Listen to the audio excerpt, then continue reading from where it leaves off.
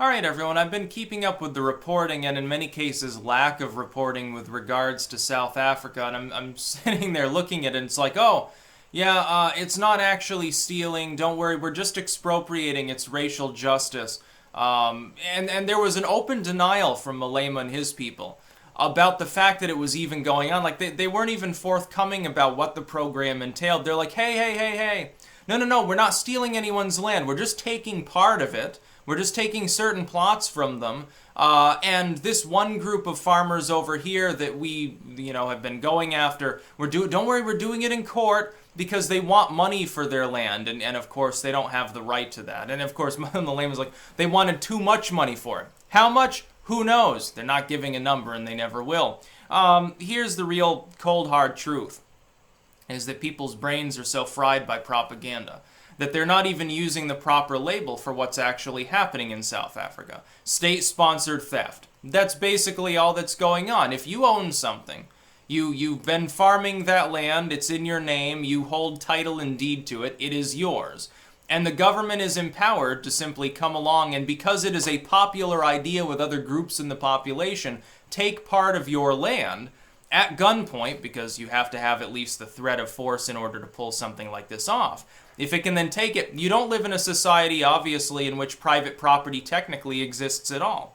If there can be a breach of that concept of private property within a society at that level, no property technically is private. That is, you have a centrally planned system. You have a situation in which it is only at the government's whim that productivity takes place within a privatized form. It's not a capitalist society now, is it? See, and here we see the real root of communism and socialism.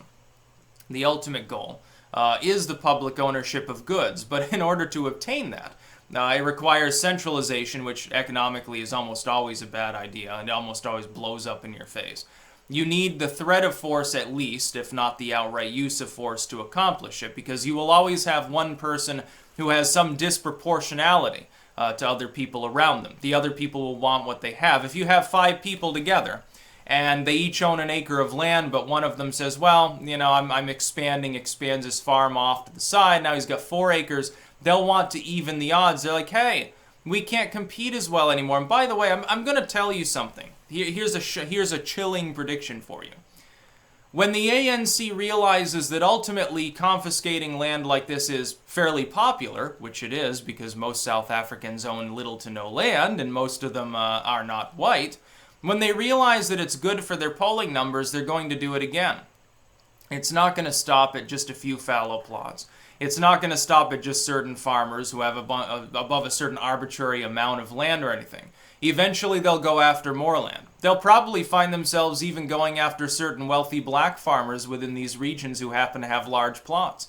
They'll probably start confiscating some of their land too, because the people will demand them to do that. When it turns out that confiscating a few acres from some farmers here and there that they're letting go fallow in order to not fuck up the soil, by the way, probably the biggest thing everyone is overlooking right now is why the plots aren't being used actively at all fucking times. When they realize that it doesn't add anything to the economy, it hasn't spurred growth, it hasn't uplifted millions out of poverty, which I think is what the ANC fundamentally is trying to sell to its base to stave off Malema's people. When they realize that it hasn't actually improved their political plight much, they'll have to do it again, and then again, and again. Eventually, one of two things will happen.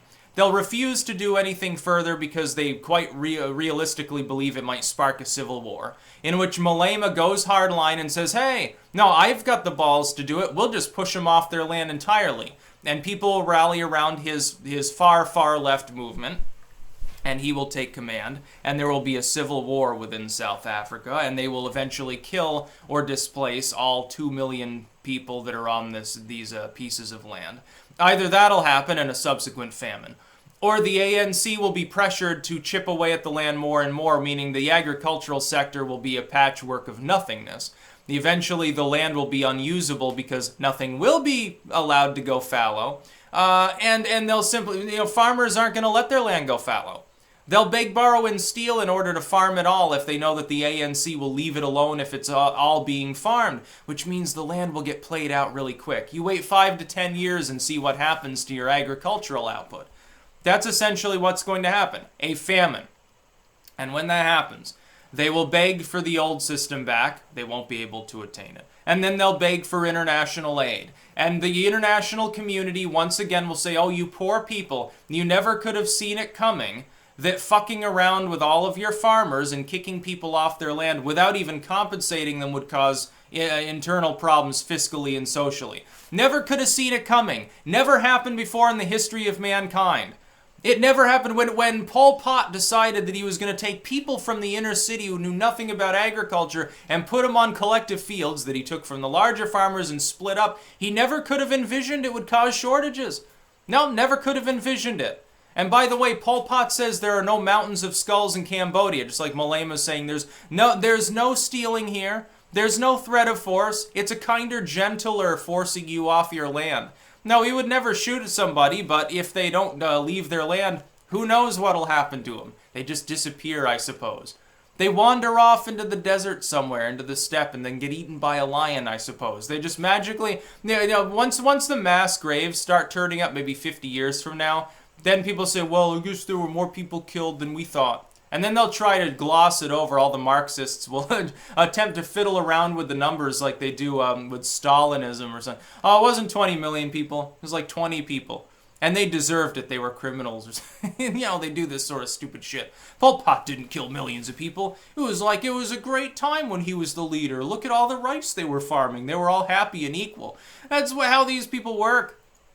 This is exactly why we need to make sure we don't have more gun legislation here in the U.S. Should be repealing as much of it as possible. We should have local armories and more militias and everything. People should run around with body armor and machine guns and shit. It'd be a better society. I mean that unironically. Look at what the alternative is. They start disarming people. It wasn't that long ago that didn't they pass gun control there too. I know that they cracked down on the sort of militias that they were forming, sort of declared them illegal. It's like, okay, you're not allowed to wander around with weapons and patrol your property. Fuck you, essentially. Yeah. I think perhaps the more chilling part is the fact that people haven't already formed militias and started to fight back against the South African government.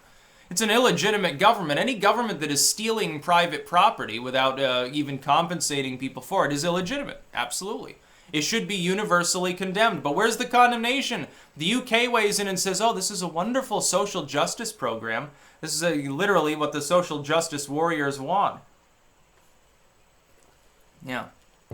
If they were to do it here, are they going to start expropriating, stealing land from people to give it to native tribes here in the United States? Because they're better than you because they were here first or some stupid shit like that.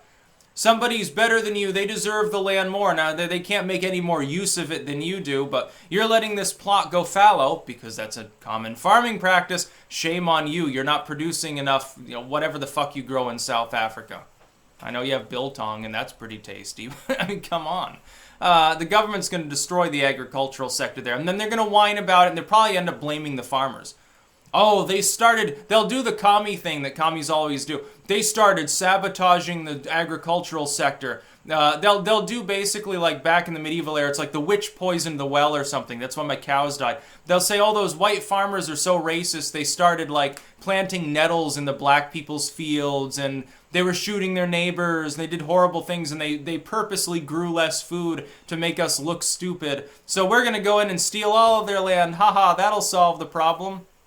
They've been known to do stuff like that in parts of the world. Happens all the time, but people, every time something like this happens, everybody, once the genocide does occur, they look back and say, we never could have known. Hindsight is 20/20, I suppose. It pays to have a little foresight. There's no genocide in South Africa right now. Just an abnormally large number of murders that the government completely fucking ignores. And then people try to straw man it when you talk about that. But there might be. Yeah, there might be, or there might be a civil war in a more general sense. It'd be a terrible thing. That's about all. Peace out.